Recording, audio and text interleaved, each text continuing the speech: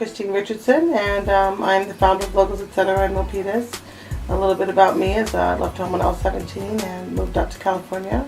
I'm originally from Boston, Massachusetts, and when I came to California, I worked for Hewlett-Packard and went to college, and they've actually put me through college and got my engineering degree and worked for them for 11 years. And from then on, it's history. So, started Logos Ect when I was about, let me see, I'm not going to age myself, but I think it was about when I was like 23 years old. And I always had an entrepreneurial spirit, but what drove me to start Logos Ect was another company that I started, which was called Events Plus. And Events Plus focused on large corporate events, hosting and preparing all of the details for the events for all the companies in Silicon Valley, especially during the .com days. And being a problem solver that I am, and being impatient and not tolerating mistakes, the type of person that I am, for every event someone needed a t-shirt or something.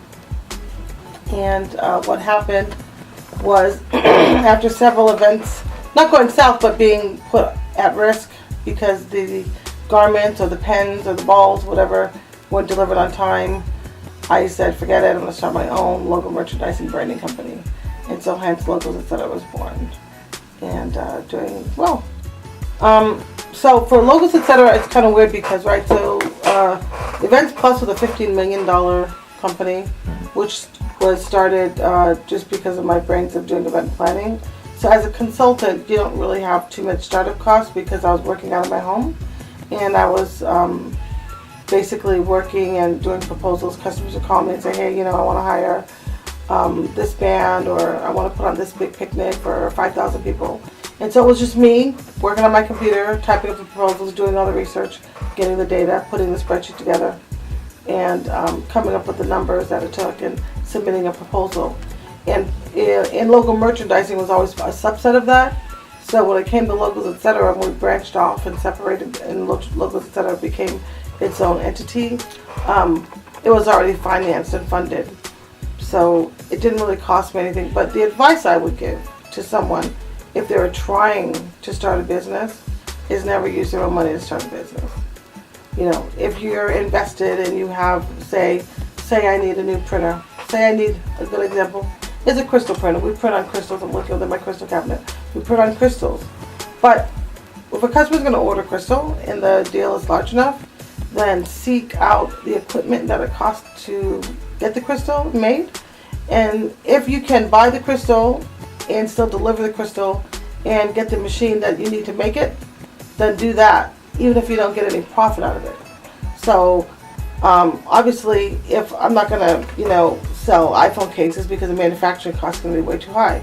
But for something that's like unique, like crystals, and it's a high price item, like $60 per crystal, and someone wants 100, well, that's a lot of money. So then we ended up just using the money to buy the machine and the materials that it needs, forego the profit on the deal, and invest it in the machine. So now we own the machine, so the next time we do crystals, we don't have to outsource. We own it 100%. Okay. And basically that's how I bought all my equipment.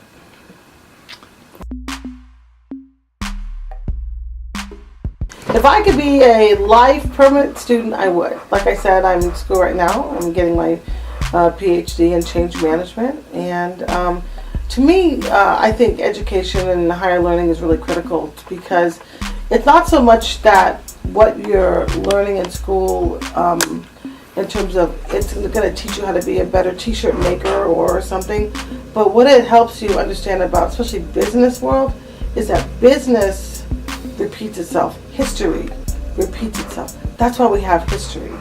And smart people will study the history and whatever they're working on towards or whatever, so they can gain that knowledge so they don't make the same mistakes. History can save you. History and my lack of understanding history is what made my first company, Events Plus, fall. Because when the .com industry fell, and everyone, I had plenty of money, millions of dollars that I could just put in the bank, and all these other companies were filing bankruptcy, and I was like, really? And some of my biggest accounts that I had were filing bankruptcy and canceling contracts with me, and I lost millions of dollars in 24 hours. and a small minority-owned business. Obviously can't afford to do that, and I was very devastated. And my business advisor said, close your business, move back to your house, and work out of your home, and just, let all your employees go. 20 employees.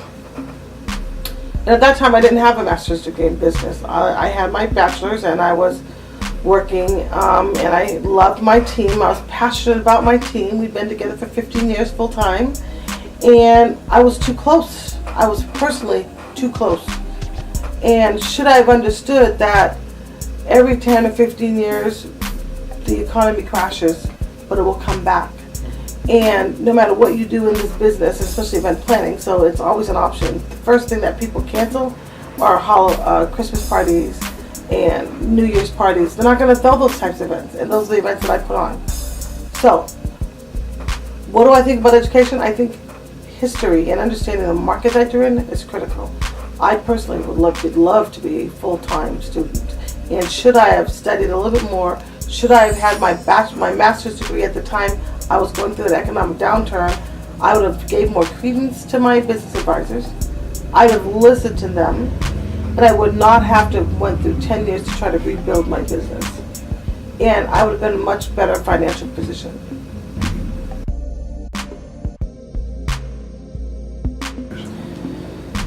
One thing they say is that you should really pick two partners wisely in your life.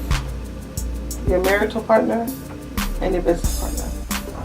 Because they're very hard to get rid of once you get them. And they can damage you. And I'm saying this, it's very serious, because I have never had a business partner. Not that I didn't want a business partner. My husband and I have been married for 26 years. So, in essence, I guess we are business partners. We don't really work in the business together. But, raising two children definitely supports the cause.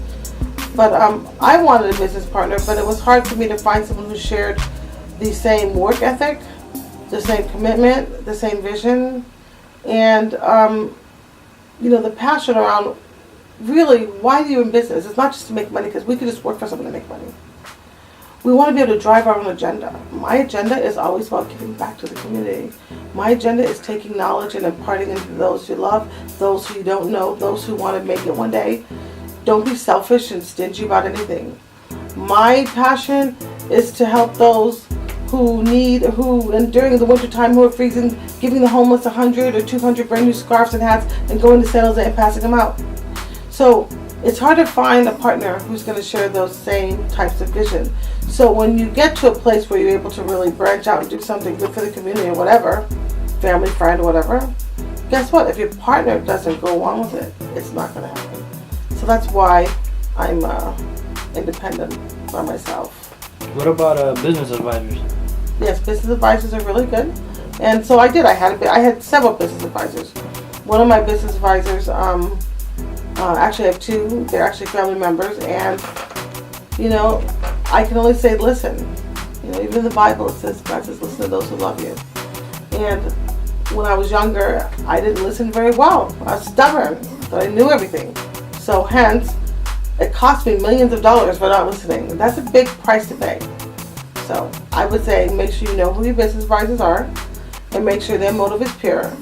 And I tell you, don't get advice from anyone who has nothing to lose but everything to gain, because it will cause nothing but manipulation. So I don't mess with people who have nothing to gain. And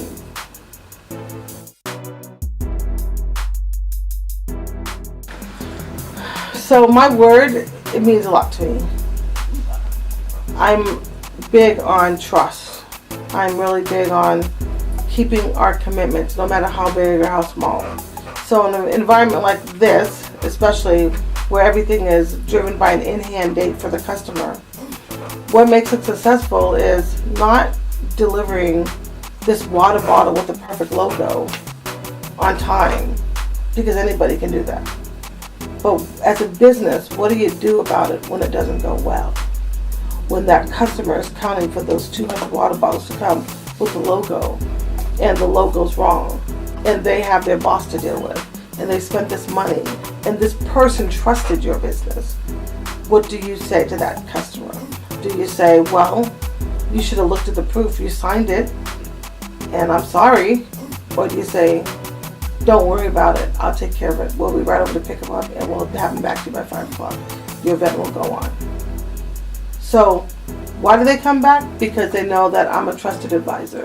They can trust me. They can trust my business. They can trust what we stand for as a company. And they know I'm not going to say, oh, I'm really sorry, you should have chose someone else. We sent you a proof, you signed it. I'm going to look at the proof and say, hey, you signed the proof, but you know what? That little circle was supposed to be a star. Did you really want to sign that proof? And they'll say, that's why we go with you, Christine, because you'll catch my error. So, customers know we're trusted advisors.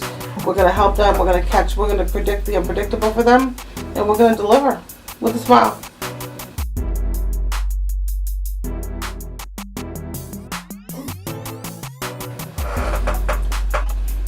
Don't be stubborn. Be open-minded. Ask a lot of questions. And don't, if someone says something to you, don't just accept it. Seek out that same question and poll the environment, maybe 3 or 4 or 5 other people or businesses, before you just go with something. And don't give up. Don't give up. If you're an entrepreneur and you really believe in something, look at the history, and then if you still feel that way, I say go for it, and get on the page with people who are going to want to go for it with you, right? Going on the journey alone can be very lonely, but you don't need someone always tagging on your coattail, telling you, well, you're so negative, you're such a dreamer, you're never going to make it. Okay, so I'm sorry, what is that supposed to do for me? Is that supposed to lift me up and make me want to go? I'm sorry. I appreciate you trying to be real, but your dream is your dream and my dream is my dream. So the least you can do, if you're my friend, my colleague, my parent, whatever, try to encourage me, to be wise about my decisions and be positive about it. So just, be cautious about who you're dragging around. And I say don't drag anyone around. If they can't run, then you know what? Shame on them. If they can't keep up, I say leave them behind.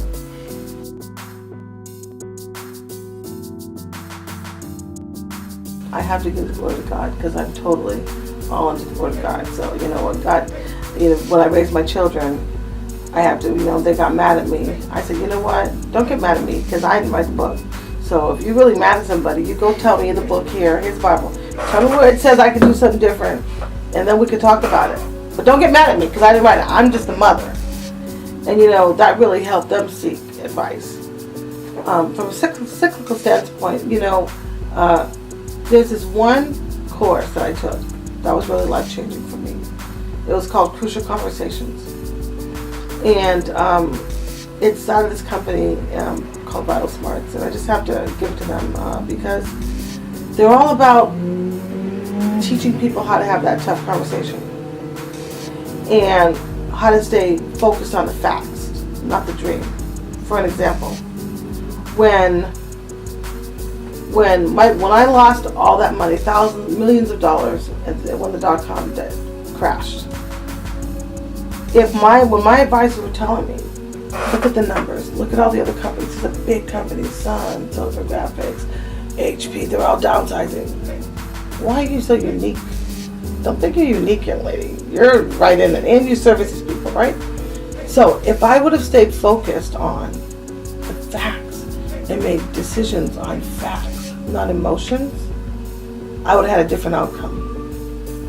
And so that course and book taught me how to stay focused on the facts, how to stay focused on what I really, really want, how to establish mutual purpose and mutual agreement when you're in a conversation, how to stay out of the crazy cycle.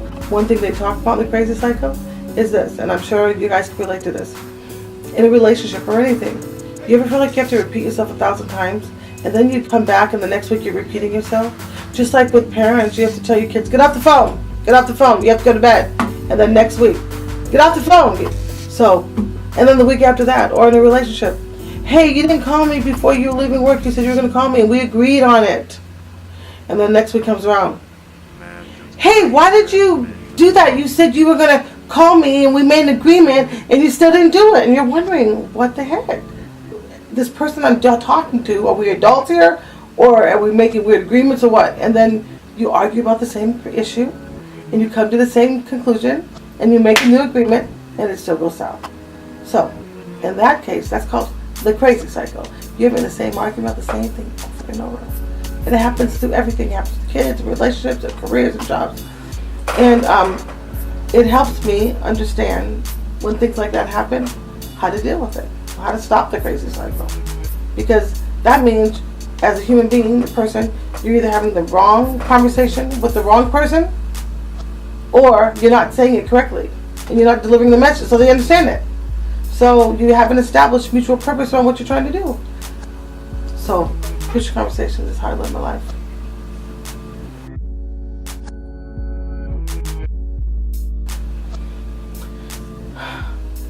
Because I am a independent business and I do all my own financing, I definitely have issues around cash flow sometimes.